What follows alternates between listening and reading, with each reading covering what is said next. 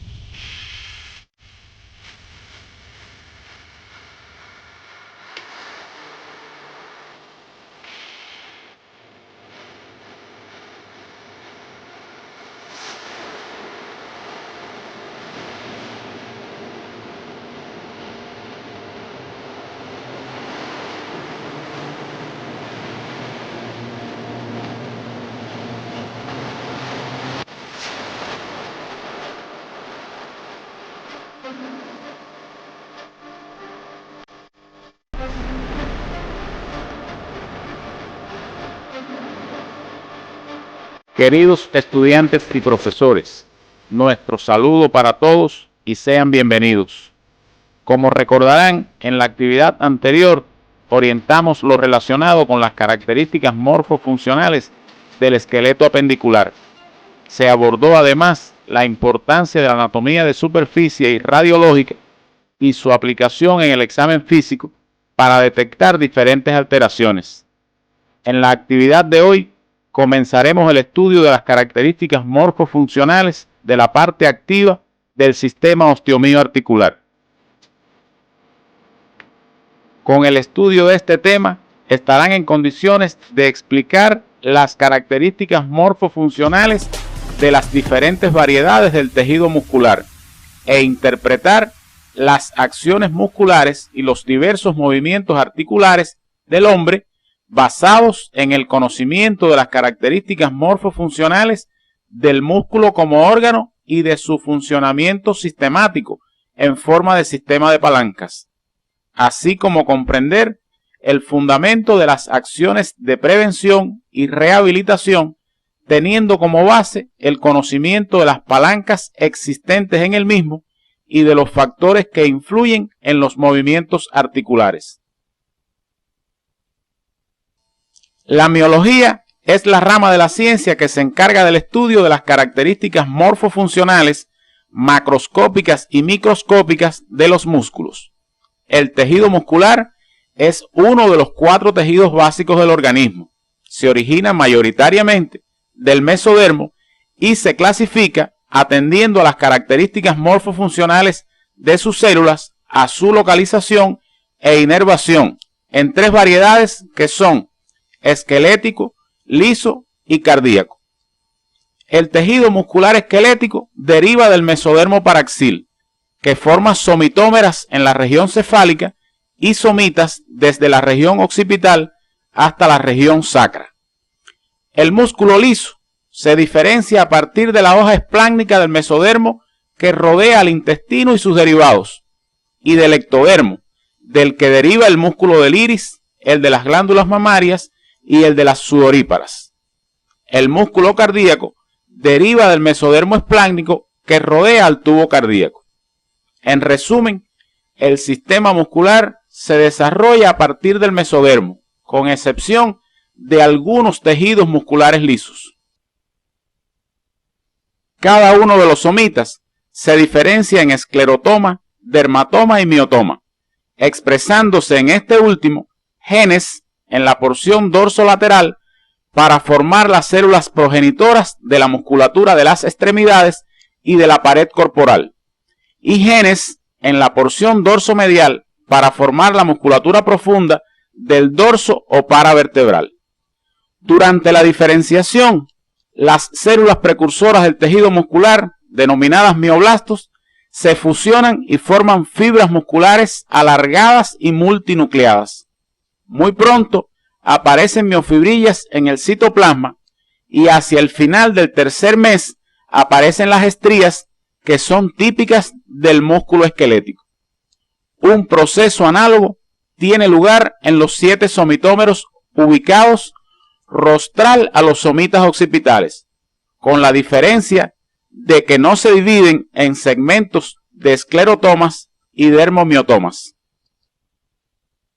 Los mioblastos diferenciados migran a las diferentes regiones y es el tejido conectivo el que controla los patrones de formación del músculo. En la región cefálica, estos tejidos conectivos derivan de las células de la cresta neural. En las regiones cervical y occipital, provienen del mesodermo de las somitas, y en la pared corporal y los miembros se originan del mesodermo somático.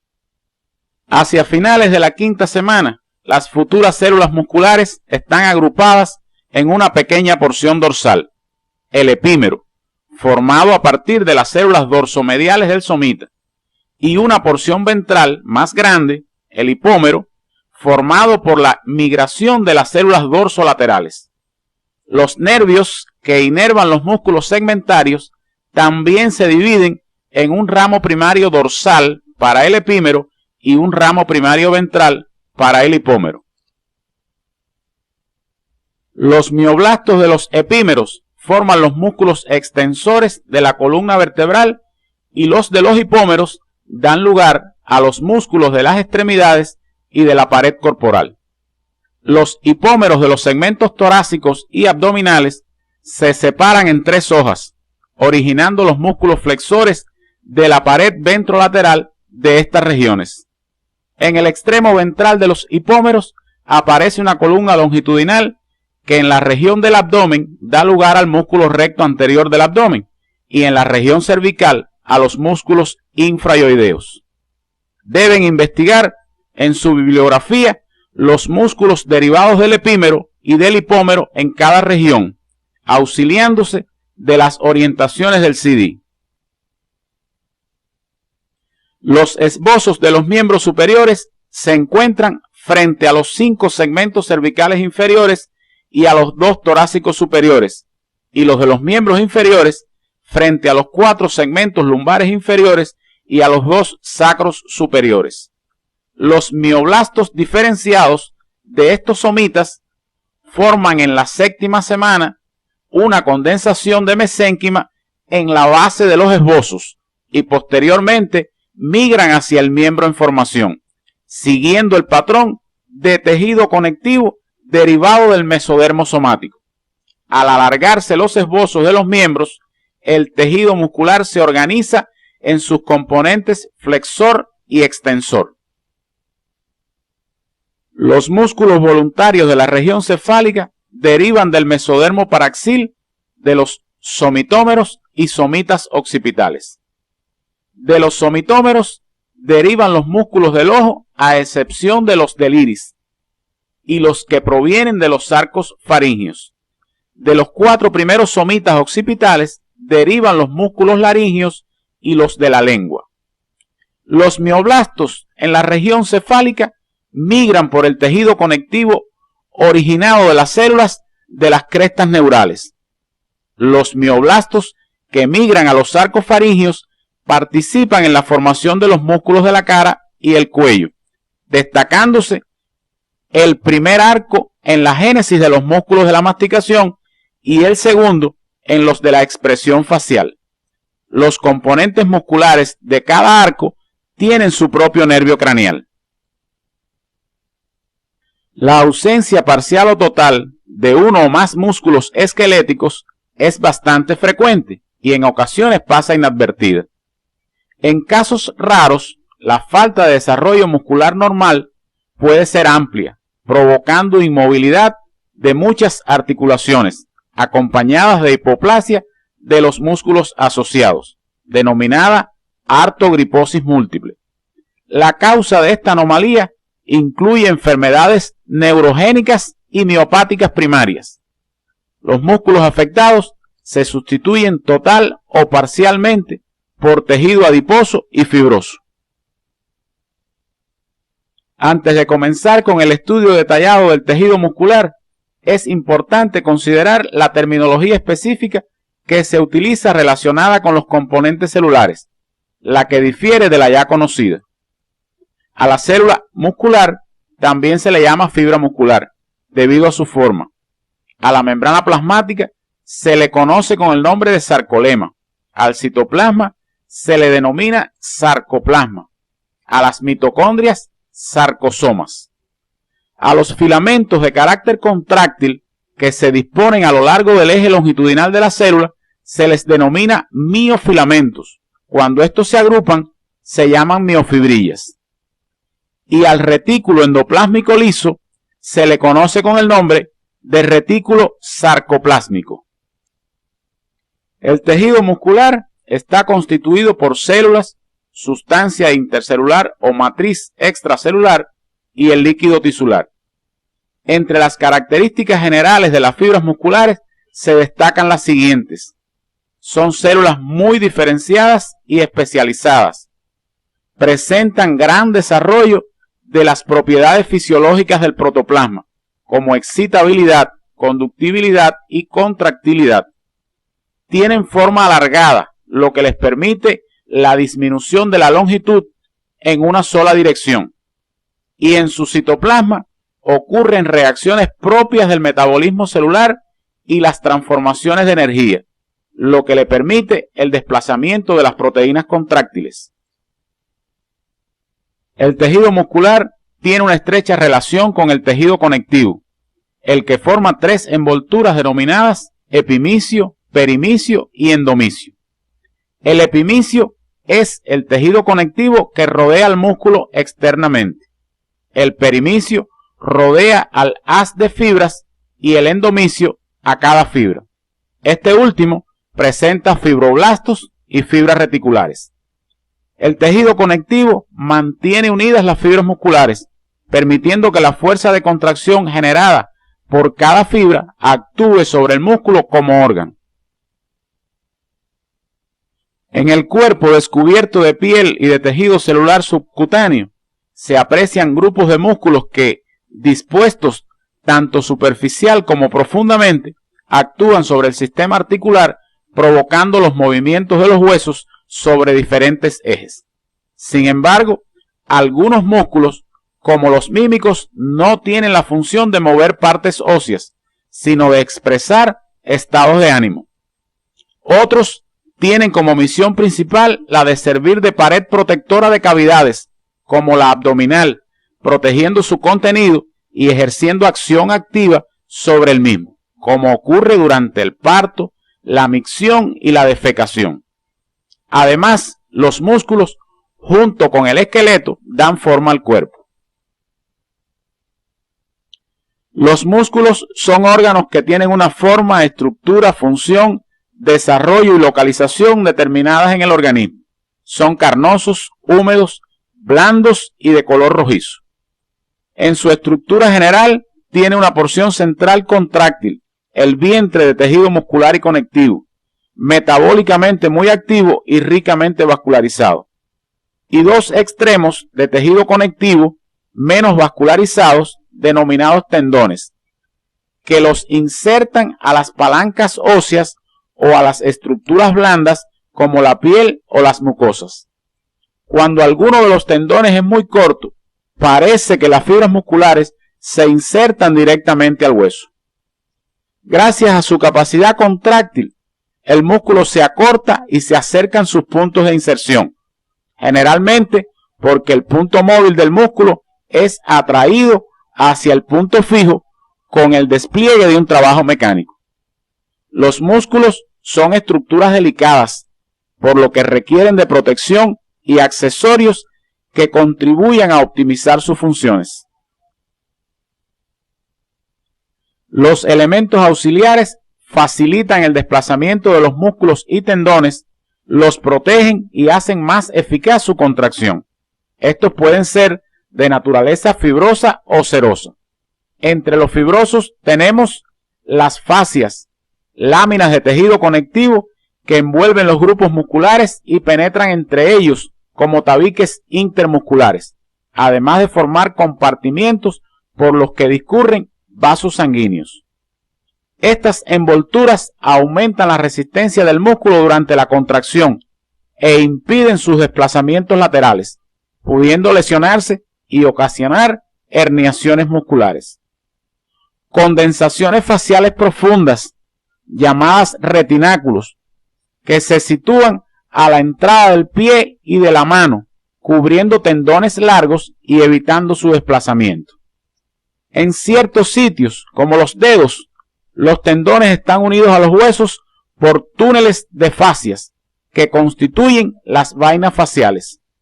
Hasta aquí nos hemos referido a los elementos auxiliares de tipo fibroso. Seguidamente estudiaremos los serosos. Cuando los músculos o sus tendones están situados sobre planos rígidos que pueden lesionarlos, suelen asociárseles vainas o bolsas sinoviales que disminuyen el rozamiento. Las bolsas sinoviales contienen líquido semejante al contenido en las articulaciones con cuyas cavidades pueden comunicarse cuando se encuentran situadas en vecindad. En los tendones alargados, las formaciones serosas tienen el aspecto de vainas sinoviales acopladas íntimamente a la superficie del tendón. Un cuadro resumen les permitirá una visión general de estos aspectos. El presente cuadro les ofrece la información resumida de la clasificación de los elementos auxiliares de los músculos. Las patologías inflamatorias o infecciosas de estas estructuras sinoviales son frecuentes, causan dolor que en ocasiones llega a ser intenso y se incrementa con los movimientos, pudiendo causar impotencia funcional. Esto explica la importancia que tiene para el médico conocer con precisión la localización de estas estructuras. La contracción muscular encaminada a la realización de un movimiento no se produce de manera independiente por parte de un músculo o grupo de músculos, sino que varios elementos musculares se asocian complementando sus funciones. Según su función, en la ejecución de un movimiento, los músculos se dividen en agonistas, antagonistas y sinergistas. Los agonistas son los protagonistas del movimiento. Los antagonistas se oponen al mismo y los sinergistas contribuyen a la ejecución del movimiento. A continuación, ampliamos esta información. Son los responsables directos de cada movimiento. Se denominan motores primarios a los que actúan permanentemente en el movimiento, realizando la mayor parte del trabajo.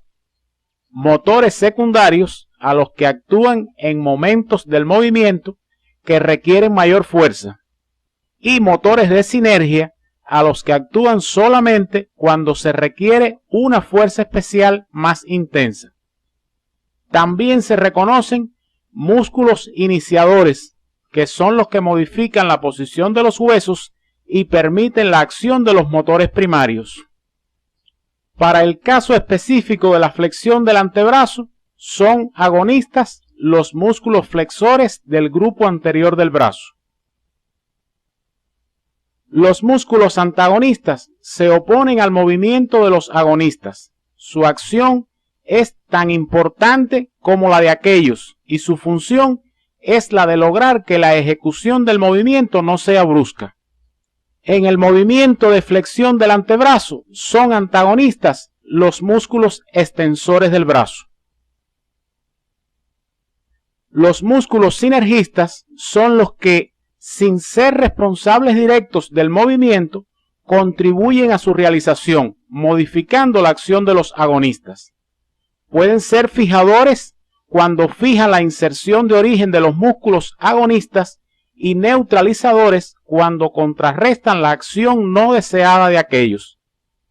Si analizamos de nuevo el movimiento de flexión del antebrazo, son sinergistas los músculos que fijan el miembro al tronco, es decir, los que se encuentran en el cinturón. Su función fundamental consiste en anular para ese movimiento las acciones colaterales que pueden realizar los agonistas. Durante la flexión y extensión alterna, como la que estamos observando, la función de agonista y antagonista se alterna entre los músculos de los grupos anterior y posterior del brazo, pero el músculo sinergista se mantiene constante.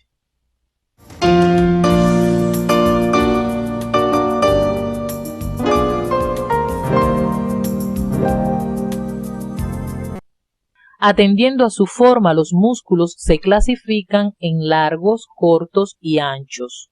Los anchos se sitúan preferentemente en el tronco y su tendón es aplanado, recibiendo el nombre de aponeurosis. Los largos se sitúan generalmente en los miembros. Algunos se inician por más de una cabeza y se denominan policéfalos, como los músculos bíceps, tríceps y cuádriceps. Otros presentan varios vientres separados por intersecciones tendinosas, producto de su origen a partir de diferentes miotomas. Estos son los denominados digástricos o poligástricos.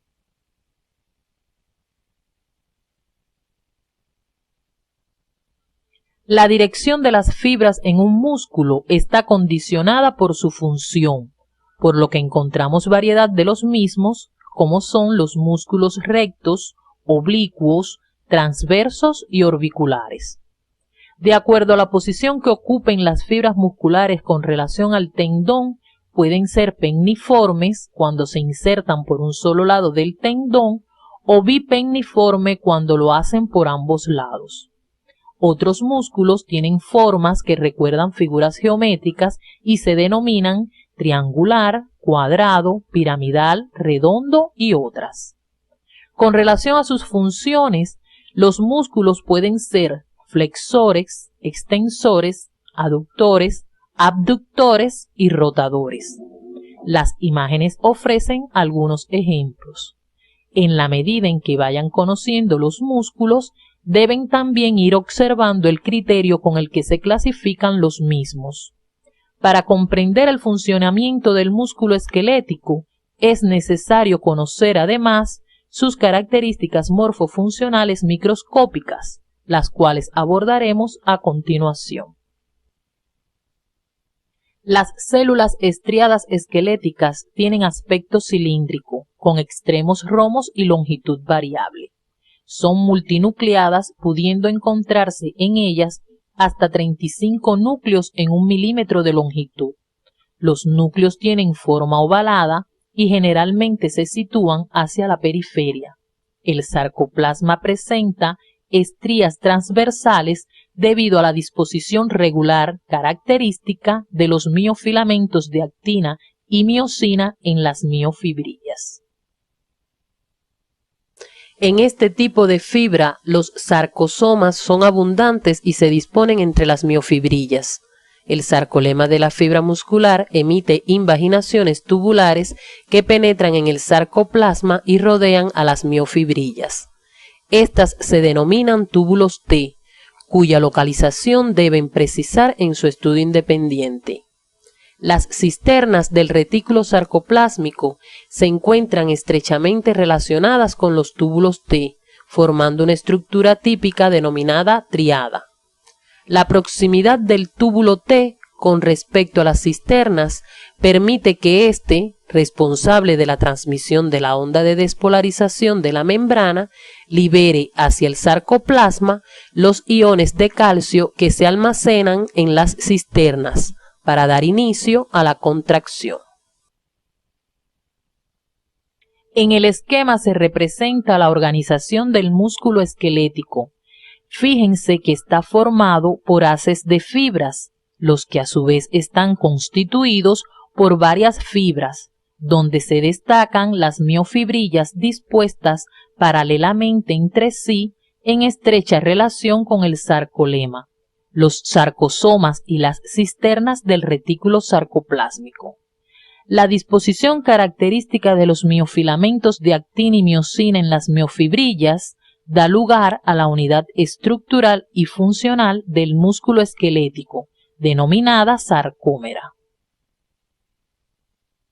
Cada sarcómera está constituida por una banda A formada por miofilamentos finos o de actina y gruesos o de miosina, los que se interdigitan en sus extremos. Dos medias bandas I formadas por miofilamentos de actina. Una banda H constituida solamente por miofilamentos de miosina que se localiza en el centro de la banda A. La línea M, sitio de fijación de los miofilamentos de miosina.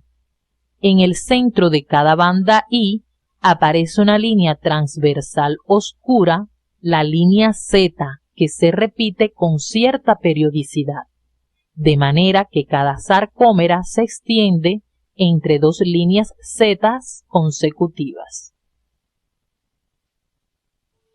Los miofilamentos gruesos de miosina están compuestos por dos cadenas de meromiosina pesada y dos de meromiosina ligera.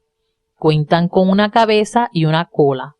La unión de las colas forman el cuerpo del miofilamento, mientras que las cabezas quedan libres a los lados formando los llamados puentes cruzados, que juegan un papel importante en el mecanismo íntimo del deslizamiento.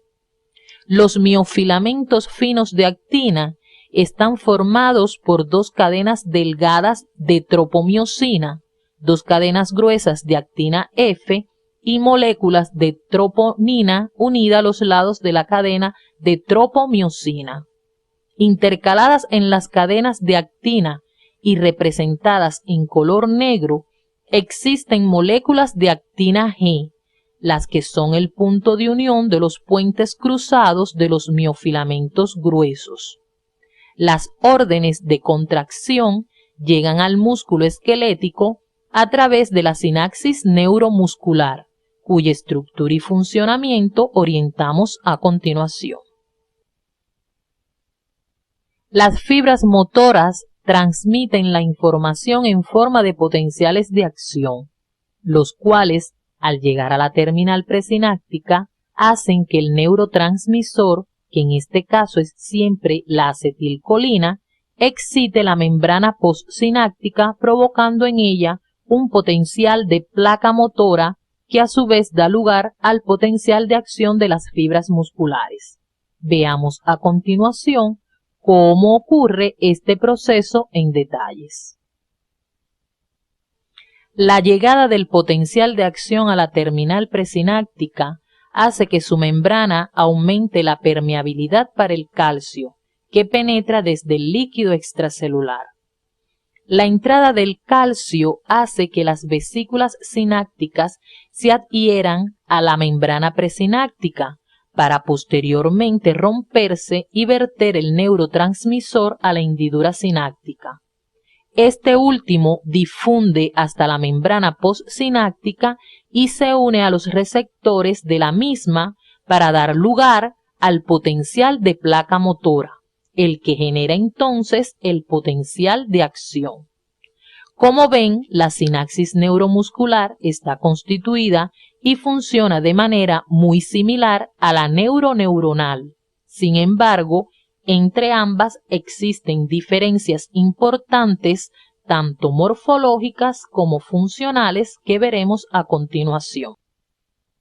Las principales diferencias morfológicas entre la sinapsis neuromuscular y neuroneuronal están dadas porque la membrana postsináptica de la sinapsis neuromuscular se invagina y se pliega para ampliar su superficie y además su hendidura sináptica es más estrecha. Desde el punto de vista funcional, La sinapsis neuromuscular siempre utiliza como neurotransmisor la acetilcolina, por lo que es siempre excitatoria. El potencial que surge en la membrana postsináptica por acción del neurotransmisor se denomina potencial de placa motora y el neurotransmisor es inactivado por el mecanismo de digestión enzimática realizada por la acetilcolinesterasa. Veamos a continuación algunos aspectos de interés del potencial de placa motora. El potencial de placa motora o potencial de placa terminal es la modificación del potencial de membrana en reposo que se produce en la membrana postsináptica de la sinapsis neuromuscular por efecto de la acetilcolina, que es su neurotransmisor. Es un potencial local cuyo registro gráfico, características físicas y bases iónicas son muy similares a las del potencial postsináptico excitatorio, con la particularidad de que siempre produce el potencial de acción, por lo que no cumple los principios de sumación temporal ni espacial. La transmisión sináptica neuromuscular puede ser modificada por algunas sustancias, entre las que se destacan algunos fármacos. Los fármacos que modifican la transmisión sináptica neuromuscular, facilitándola o estimulándola, se denominan sináptico-miméticos, y entre ellos tenemos los de acción similar a la acetilcolina, como la metacolina, el carbacol y la nicotina, y los inactivadores de la acetilcolinesterasa, como la neostigmina y la fisostigmina. Los que bloquean o dificultan la transmisión se llaman sinápticolíticos y entre ellos están las sustancias curariformes como la D-tubocurarina y el bromuro de pancuronio. Otro aspecto de interés del funcionamiento del músculo esquelético son sus propiedades eléctricas. El músculo esquelético presenta un potencial de membrana en reposo cuyo valor oscila entre menos 80 y menos 90 milivoltios, el cual se modifica por la llegada de la acetilcolina, dando lugar a un potencial de placa terminal que a su vez desencadena un potencial de acción típico cuya magnitud varía entre 120 y 140 milivoltios. Una vez que se produce el potencial de acción, se propaga alcanzando las membranas de todas las fibras musculares, lo cual se logra por la disposición característica de la membrana formando los túbulos T, los que penetran profundamente en el interior de las fibras. Luego de la excitación, se produce la contracción del músculo, para lo cual es necesario el acoplamiento de ambos procesos. La contracción sigue a la excitación como la sombra al cuerpo, o sea, que inmediatamente que se produce el potencial de acción de la fibra muscular, ésta se contrae.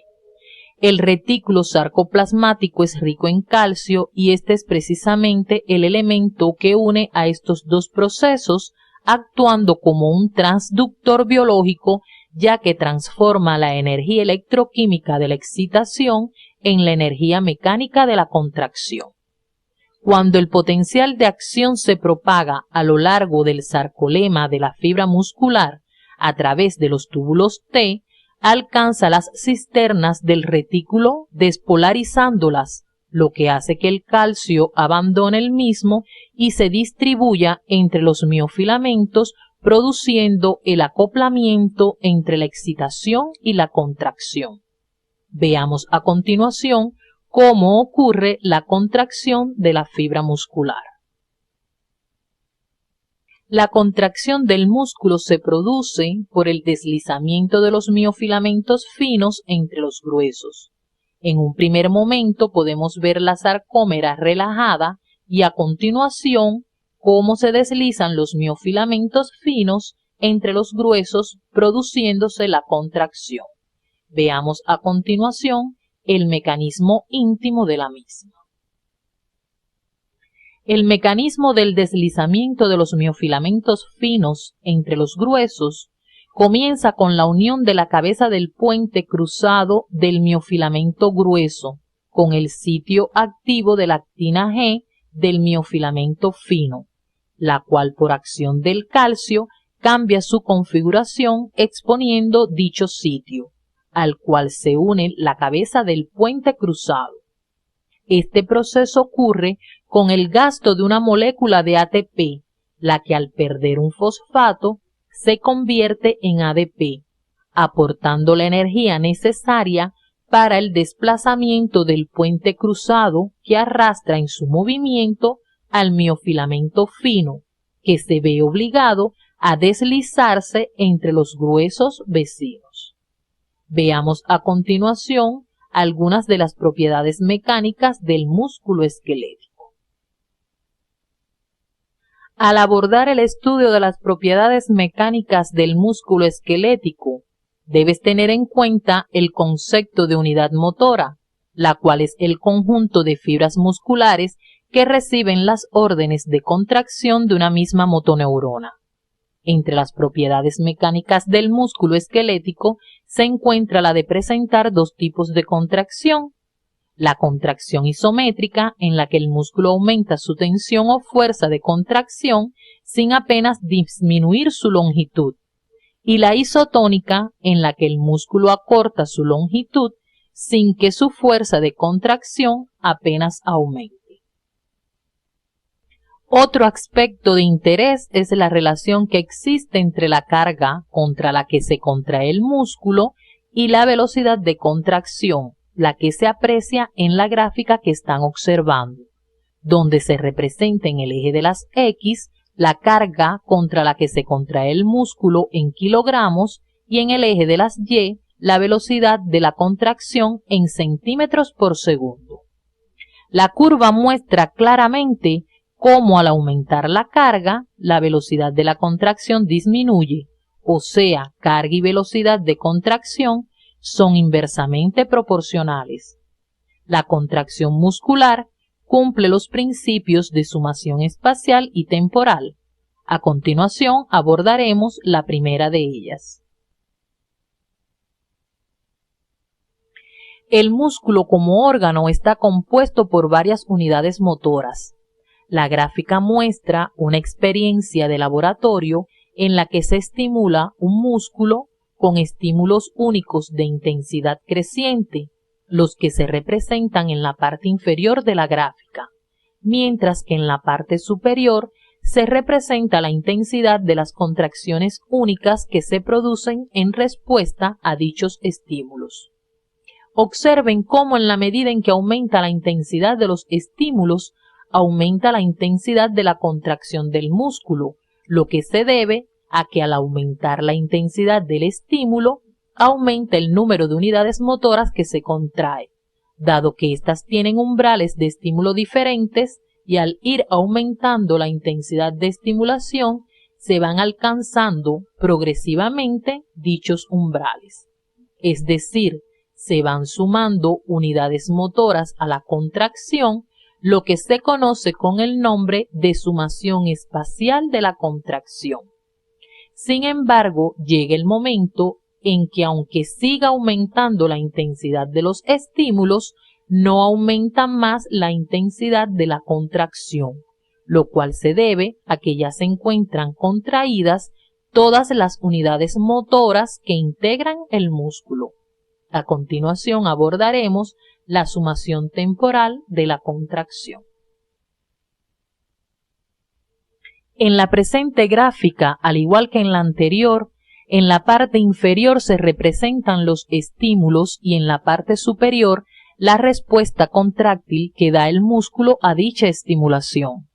En este caso también se estimula un músculo, pero se hace con estímulos de intensidad constante y de frecuencia creciente.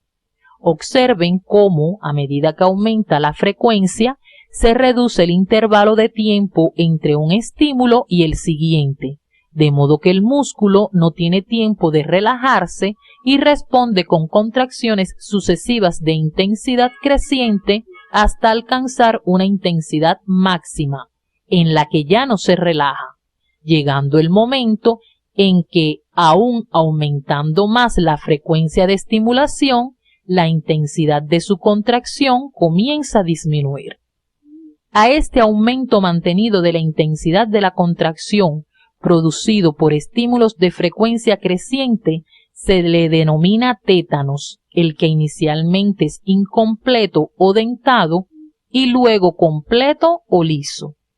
La disminución de la intensidad de la contracción que se produce luego del tétanos completo se debe a la aparición de la fatiga muscular, de la que hablaremos a continuación. La fatiga muscular es la incapacidad del músculo para contraerse y según su causa es de dos tipos: fatiga de transmisión, la que se produce por agotamiento del neurotransmisor a nivel de la sinapsis, y fatiga de contracción, que se debe al agotamiento de la energía metabólica necesaria para la contracción del músculo. Para comprender la función que realizan los músculos en cada movimiento, es necesario tener en cuenta que su acción depende del punto donde se aplica la fuerza y del lugar donde se sitúa la resistencia que hay que vencer.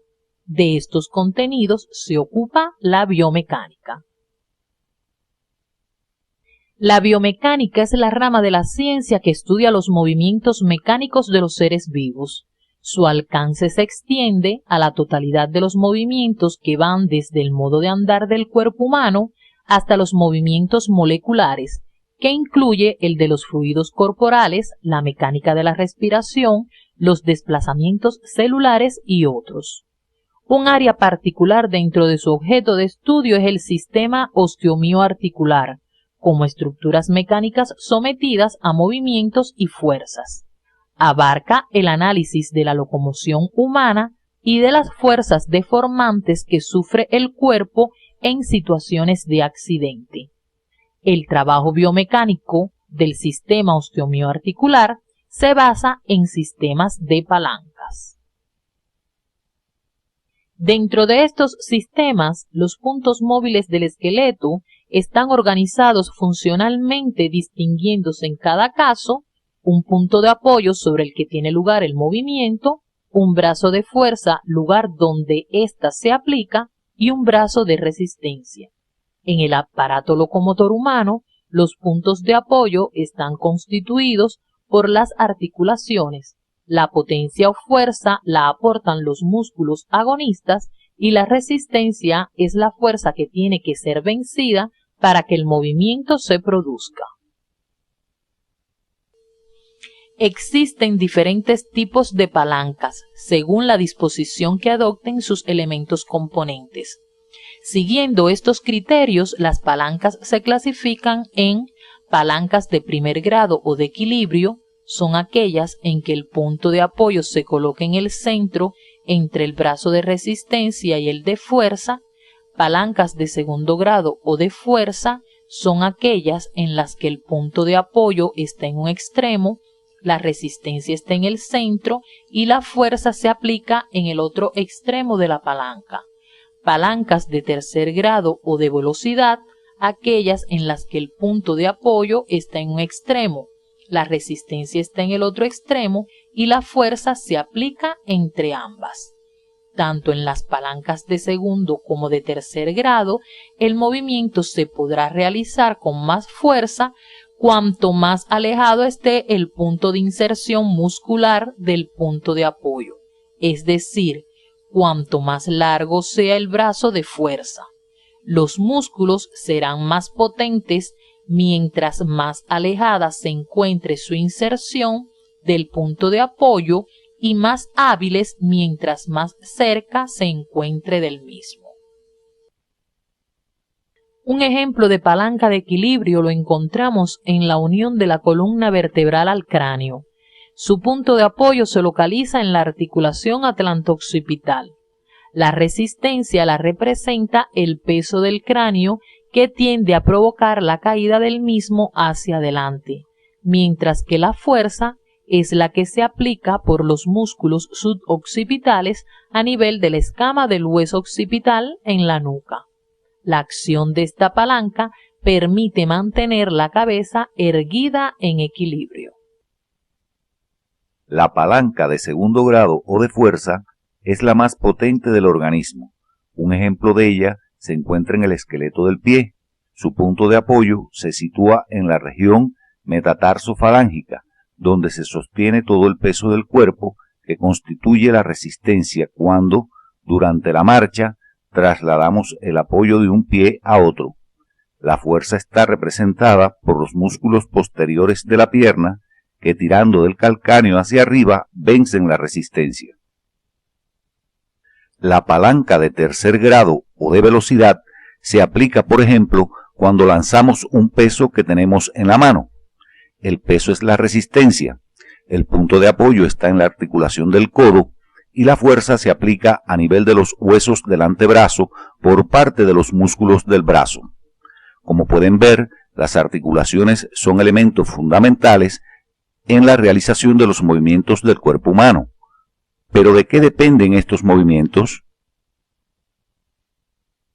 Los movimientos articulares dependen de muchos factores, entre los que pueden destacarse la forma de las superficies articulares, la disposición de los ligamentos y la existencia de músculos con un adecuado momento de fuerza para desarrollar los desplazamientos. A nivel de las articulaciones pueden realizarse desde movimientos pequeños como los de deslizamiento hasta amplios desplazamientos de un extremo articular sobre el otro, como se observa en los movimientos angulares. Los movimientos articulares se denominan flexión y extensión, que se realizan sobre el eje transverso y consisten en el acercamiento de los segmentos esqueléticos participantes durante la flexión y de su alejamiento durante la extensión.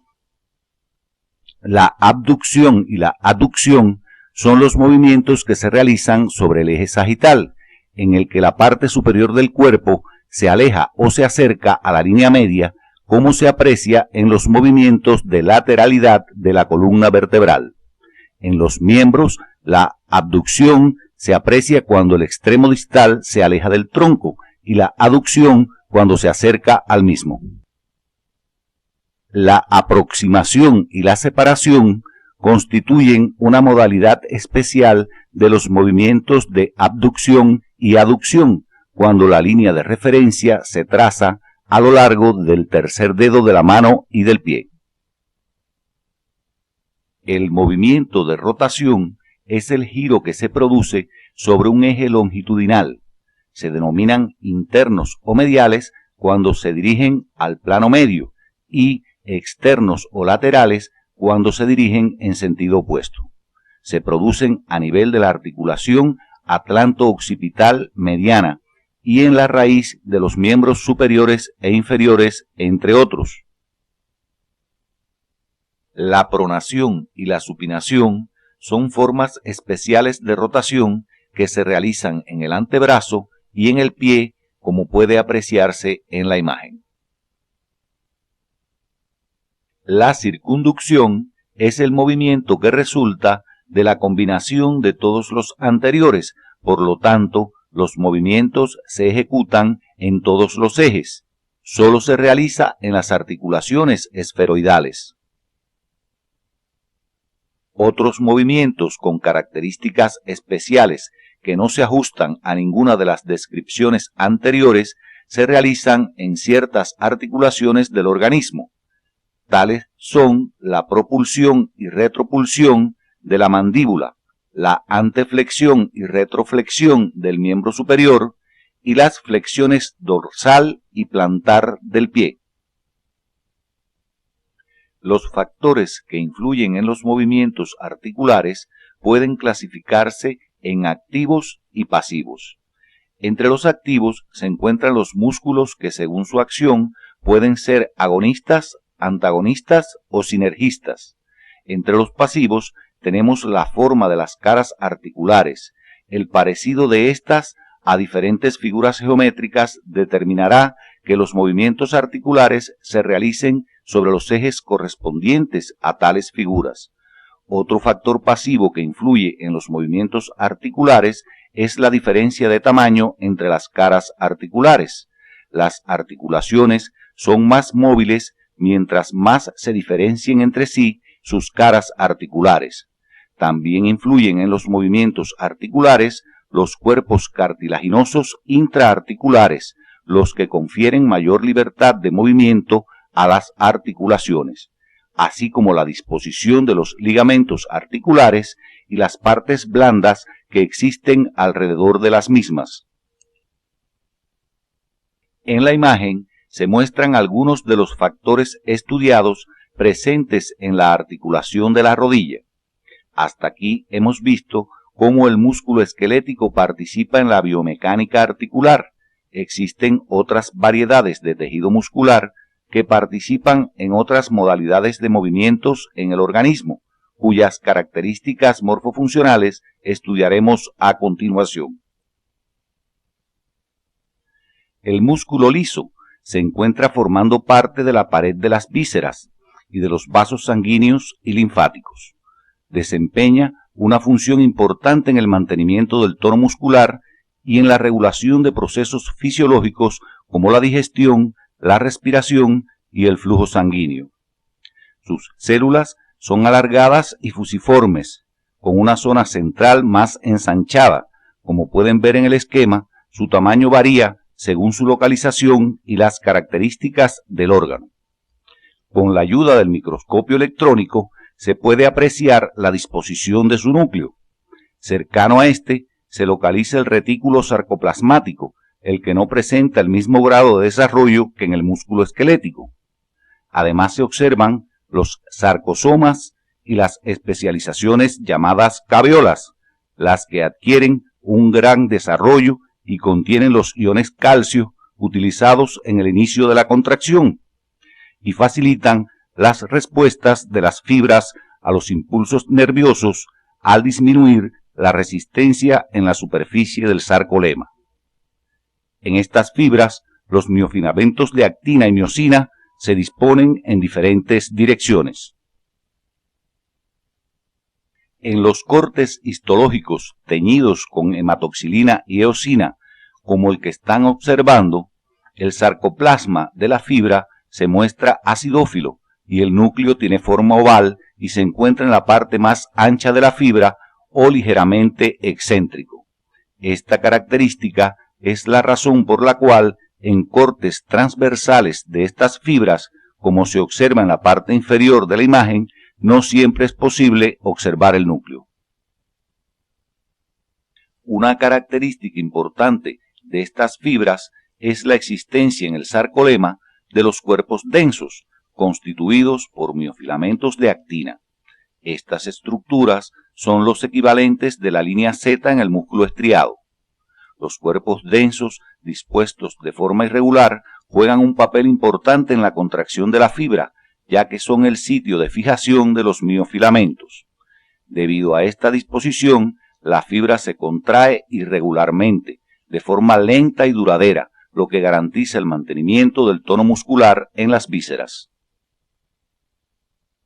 Las características morfofuncionales del músculo liso son muy similares a las del músculo esquelético, tanto en lo relativo a sus propiedades eléctricas como mecánicas, por lo que nos limitaremos a destacar las principales diferencias existentes entre las funciones de ambos. El potencial de membrana en reposo del músculo liso, a diferencia del esquelético, no es de intensidad constante, sino variable.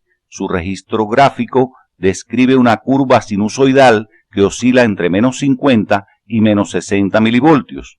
Esta particularidad hace que dichas oscilaciones alcancen el nivel de descarga y se produzca el potencial de acción sin necesidad de estimulación externa, lo que da lugar a una de sus propiedades características llamada automatismo. Dicho de otra forma, el músculo liso posee automatismo, que es la capacidad de contraerse sin necesidad de estimulación externa. Otra propiedad característica del músculo liso es la plasticidad. Mientras el músculo esquelético responde al estiramiento aumentando su fuerza de contracción, el músculo liso no. Por lo tanto, el músculo liso soporta variaciones de longitud sin apenas modificar su fuerza de contracción. En el músculo liso se presentan dos variantes de potencial de acción. El potencial de acción en espigas, muy similar al del músculo esquelético, que puede ser desencadenado por estímulos externos, o en espigas múltiples debido a las oscilaciones del potencial de membrana en reposo y característicos del automatismo. Además, el potencial de acción se produce en meseta, que como pueden ver tiene una mayor duración, dando lugar a una contracción más duradera, y se produce en el músculo liso visceral. Las propiedades mecánicas de la contracción muscular lisa son esencialmente iguales que las de la contracción muscular esquelética, al igual que el mecanismo íntimo de su contracción, el que se realiza por el deslizamiento de los miofilamentos, pero con la particularidad de que el calcio procede del líquido extracelular, debido a que en el músculo liso el retículo sarcoplasmático tiene muy poco desarrollo. Hasta aquí les hemos orientado aspectos generales del funcionamiento del músculo, tanto esquelético como liso. De este último existen dos variedades, el de unidades múltiples y el unitario o visceral. Deben completar y profundizar estos contenidos siguiendo las orientaciones del CD de la asignatura. A continuación, les orientaremos algunos aspectos morfofuncionales del músculo cardíaco. El músculo cardíaco se localiza solo en el corazón y en la desembocadura de las venas pulmonares. Está constituido por fibras musculares ramificadas, cada una de las cuales posee un núcleo de gran tamaño y de posición central, aunque en ocasiones son binucleadas. Las fibras cardíacas también presentan estriaciones transversales en el sarcoplasma, aunque no tan netas. Entre las miofibrillas se localizan abundantes sarcosomas dispuestas en hileras debido al alto consumo energético del miocito cardíaco. Por la misma razón, en el sarcoplasma es muy abundante el glucógeno. En los lugares de unión de dos células adyacentes se presenta una línea oscura transversal llamada disco intercalar. Con la utilización del microscopio electrónico se ha comprobado que los discos intercalares son especializaciones del sarcolema de las fibras cardíacas que participan en la unión y en la conducción intrasarcoplasmática del impulso de excitación. Los túbulos T del músculo cardíaco son semejantes a los del músculo esquelético y difieren de ellos en que tienen mayor diámetro y están a nivel de la línea Z y no a nivel de las uniones de las bandas A e I. Una vez orientado el estudio de los contenidos correspondientes a la actividad de hoy, arribamos a las siguientes conclusiones. Del mesodermo paraxil, que se organiza en somitas y somitómeros, deriva el músculo esquelético. Los somitas originan la mayor parte de los músculos del esqueleto axil y los del esqueleto apendicular, y los somitómeros la mayoría de los músculos de la cabeza. El tejido muscular es uno de los tejidos básicos del organismo y según sus características morfofuncionales se clasifica en tres variedades: esquelético, liso y cardíaco. Aun cuando existen diferencias morfofuncionales entre las variedades del tejido muscular, todas tienen una organización en haces de fibras, que a su vez están compuestas por miofibrillas y estas por miofilamentos que basan su funcionamiento en la teoría del deslizamiento. La contracción muscular resulta del deslizamiento de los miofilamentos finos de actina entre los gruesos de miosina, proceso en el que el calcio juega un papel fundamental como elemento acoplador de la excitación con la contracción. El mecanismo básico de la contracción muscular es el mismo para los músculos esquelético, cardíaco y liso, aun cuando existen particularidades en la disposición de los miofilamentos y en las propiedades eléctricas y mecánicas de estos. Los músculos constituyen un sistema activo de estructuras agrupadas que realizan acciones de movilización y equilibrio del organismo, para lo que se disponen en sistemas de palancas donde participan como ejecutores centrales o como colaboradores de la correcta ejecución de los movimientos. Los movimientos articulares resultan de la acción de los músculos que al contraerse acercan sus extremos, provocando el desplazamiento de las partes óseas donde están fijados, lo que puede ser modificado por factores de diversa índole. En la actividad de hoy, orientamos el estudio de las características morfofuncionales del tejido muscular y del músculo como órgano, lo que nos pone en condiciones de abordar el estudio de estas en los grupos musculares particulares del organismo. En la próxima actividad abordaremos el estudio de los músculos de la cabeza y el cuello.